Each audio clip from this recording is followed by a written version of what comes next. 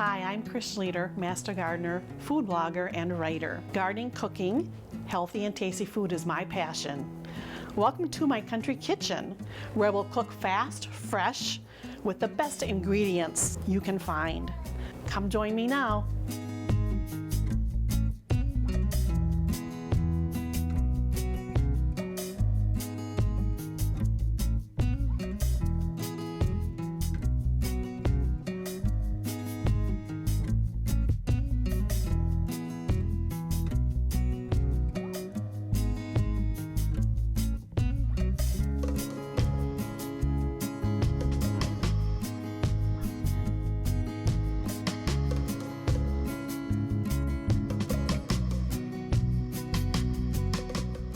Now let's try some ravioli soup.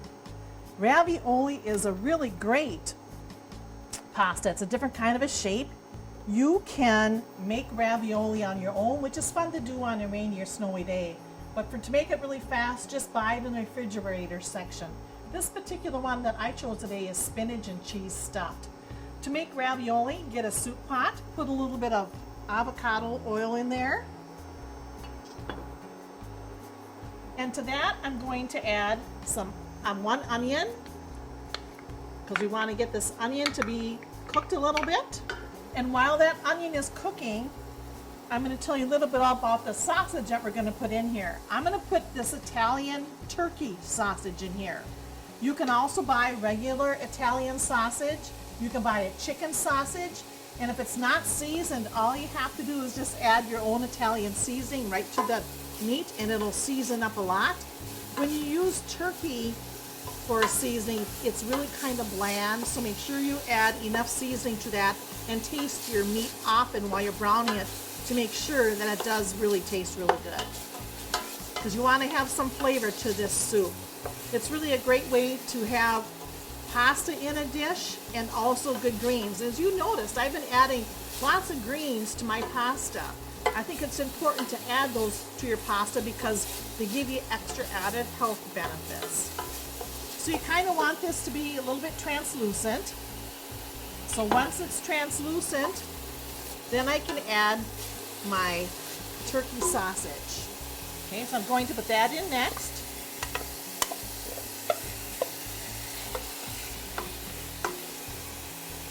And to that, I'm also going to add a garlic that is minced.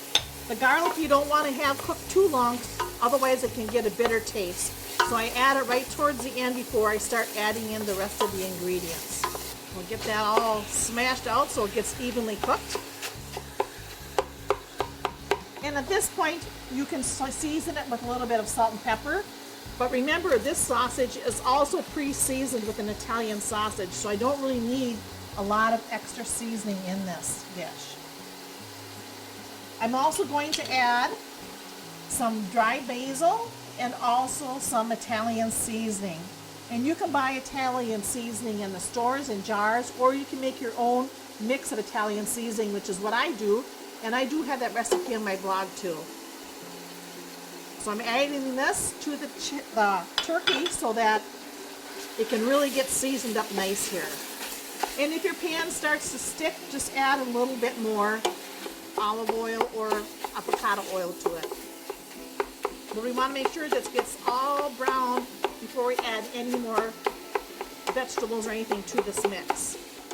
It doesn't take long as you have it on a medium to medium-high temperature. So now I can stir this more. And you can see it's starting to get a little bit more browner here. And at this point, or at any point where you add your meat, I usually add a rind of a Parmesan cheese. So this is the Parmesan cheese that I grate that has gotten down to the point where I really can't grate it anymore. I keep these in the freezer in a Ziploc bag and pull them out when I make a soup. All you do is just add it to your soup and you let that simmer with your soup, and it really gives it added extra flavor. It really makes a difference. It gives a nice nutty flavor to it. And once it's done in your soup, you just can toss it out. But save those cheese rinds because they really are good in any kind of soup. It doesn't matter what kind it is, that cheese will give it a nice extra added flavor. It's like having bones in your soup because that gets flavor from the bones as well. I'm going to add just a little bit more oil. Turkey is kind of dry, so you have to kind of do it accordingly. And I'm only adding maybe a teaspoon or so each time. So I'm not overly oiling this because I don't want the oil to be skimming on the top of the soup, but I want it to still be browned and tasty. Making soup is something that is very easy and it's also very tasty, especially in the winter months. It keeps you nice and warm, but there's lots of different ways that you can make soup. And I like this little tortellini because it kind of gives it a nice little touch to it. It's not just noodles, it's plain noodles, but it's actually a little bit different type of a noodle. And you get a little bit more added value when you have the spinach in there, so you have a little bit more of healthiness for that. Okay, I would say this turkey is about brown. So now to this I'm going to add 3 cups of chicken broth. You can also use chicken bone broth or chicken stock. Pretty much the same thing. And I don't put maybe 3 cups right on there. Don't use a whole box of it almost, because we're also going to add to this a jar of tomatoes. And the recipe calls like for 28-ounce jar of tomatoes, but I always use my home canned tomatoes, so I have a little bit extra juice in there, but that's okay because it just makes more soup. So I add 1 jar, and then I stir it up here and kind of look and see if I want more tomatoes. And I think this will be good because we want it to still be tomatoey, but not too tomatoey. And I like little pieces of the tomatoes in my soup, so I leave those in there. If you like it just tomatoey, just throw this in a blender or put an immersion blender in here, and you can make it more into a tomato sauce. Now I'm going to bring this back up to a boil, and then I'm going to add my tortellini. All right, you can see the soup is bubbling, and I just started adding tortellini to the soup. All you really need to do is just put it in there till it's a little bit softened up, because the longer it sits in here, the softer the pasta will get. So this is something you could simmer on the stove, or you can also make this in your Instant Pot, make it really quick and fast. And to this, I'm also going to add 5 or 6 cups of fresh spinach, because we really want to get some goodness in this. So this is about 6 cups of spinach that I have. You can use regular spinach, baby spinach, it doesn't matter. You could also use kale. If you want chopped up kale, this would be something else you could add in here as well. So I'm going to kind of submerge this. It doesn't take too long for this cabbage to wilt. Just kind of keep pushing it down. You can also just put the cover on it and walk away for a few minutes and it would be done. But you can see from how big I've already had that pile, it's already shrinking already. So it is definitely getting much done here. So I'm just going to let this kind of wilt a little bit. It doesn't take long for it to boil. And then to make this a creamy style, what I'm going to add 2 cups of half and half in this, and that's going to make it a really creamy soup. So if you didn't want it creamy, you could just leave it as is and then make that into your soup and serve it up. But I want this to be a creamy ravioli soup, so that's why I'm going to add some half and half to this. Okay, and it's nice and hot. You can see it's nice and steamy. So here's my 2 cups of half and half I'm going to add. Now this will cool your soup back down a little bit. So you just need to stir it in there and let it come back up to a nice simmering temperature. Do not boil this once you have your cream in there, because it could cause it to curdle. So when you put it in here, your creams or milks, make sure you always put those in at the end when you're making a soup. So I'm going to let that get a little bit more bubbly, and it won't be long and soup will be ready. Let's check and see how our soup is coming along. It is ready. The spinach is melted, the cheese is had bubbly, the tortellini is nice and soft. So I'm going to add about a half a cup or so of Parmesan cheese right in here, so some of that soup can get the Parmesan flavor before I dish it up. And you can see it's a creamy soup. Now it's ready to dish up. You can let this simmer for as long as you want.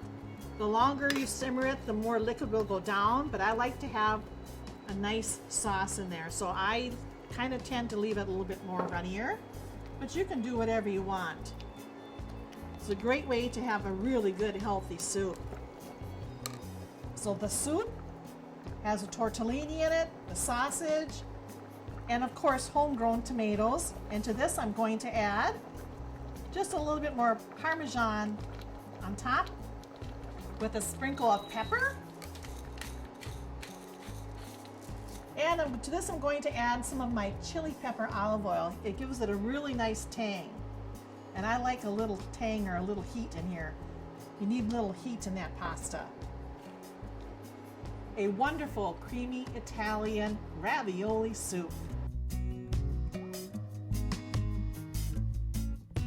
I have one really quick dish that you can also make with any type of a colored pasta. I'm going to use a soybean pasta for this one, the black soybean pasta, so you can see what that looks like. What I have in this pan is some frozen salmon patties that I cut into strips. And I like to buy Alaska wild salmon. It has the best flavor and taste. So look for some salmon that is really good, and you're going to really enjoy this dish. You also could just make this whole salmon patty and just use that instead of the pieces. But I am using it in strips for this particular dish today. So I just basically just brown this a little bit with some butter and some salt and pepper. And now I'm going to take this out of the pan. Salmon is about done. It doesn't take very long. And you can even use these patties frozen and then put them in there frozen too, and they will work just fine. And to this I'm going to add some cream again because I want to get a little bit of a cream sauce in there. And I'm going to kind of scrape off some of the drippings from the salmon because you want to get that flavor in here too. What's nice about this is it's a really quick way to use salmon that you have just a little bit left of, or if you have some leftover pasta, this is a perfect way to use it up. And it's a good way to incorporate fish into your diet. So we're letting that cream kind of simmer a little bit. And then to that I'm going to add some fresh spinach. And you can also use fresh arugula or a fresh arugula spinach mix like we did before. So a mix of arugula and spinach, you can do that too. You kind of need a sweeter type of a green for this one because you really want it to be where it is not real, like kale would be a little bit too bitter, I think. So, okay, let's get this a little bit in here. We just want it to kind of shrink just a little bit. So we'll just kind of put it there. And while that is shrinking up, I'm going to add some salt and pepper to this. Remember, you always flavor in layers. Anytime you add something, make sure you add some seasoning to it. And to this, I'm also going to add some lemon zest again. So let's just throw in a little bit of Parmesan cheese, just a couple sprinkles full. We'll add more after when we serve it. Okay, let's take it off the heat and see what it looks like. That looks like a pretty nice creamy sauce there. Let's add a little bit more Parmesan. You can kind of tell, just add little by little until it kind of thickens up a little bit. Okay, so now that I have the sauce there, it's ready to add the salmon back into the mix. And now we will get our pasta ready. That's why it's really important to have your pasta cooked. So when your sauce is done, you can just add it right to your pasta. And we're using the soybean pasta. And you can see it's got a little bit different texture. It's still got a nice color to it. It's black, but it's got a nice texture. And it's a little bit different. So it's something to experiment with. If you haven't ever tried soybean pasta, it's a good gluten-free pasta to use. And that sauce is looking really good. So now all we have to do is just pour the cream sauce right on top of this noodles. It's got the spinach in there, the cream, salt, pepper. And let's move it around here so we can get it so it's really kind of well distributed. And what's nice about this is the cream will soak up those noodles. There'll be a nice kind of a richer type of a cream sauce on there. And at this point, you probably could season it with more salt and pepper. You also could season it up to taste too. So you can put the salt and pepper on the table, and then people can definitely just sprinkle it themselves. And I'm going to add some fresh squeezed lemon juice on this. And I'll put a little wedge of lemon to the side of the dish so that if people want a little bit more of lemon to this, they can just squeeze it on as they eat this. You can serve this in a great big plate to make a huge amount. You can make this for one person or two people. It's a really simple dish, but pasta is really versatile. You make it in small and large amounts, and it's so fun when you use colors in pasta. Which one are you going to try today?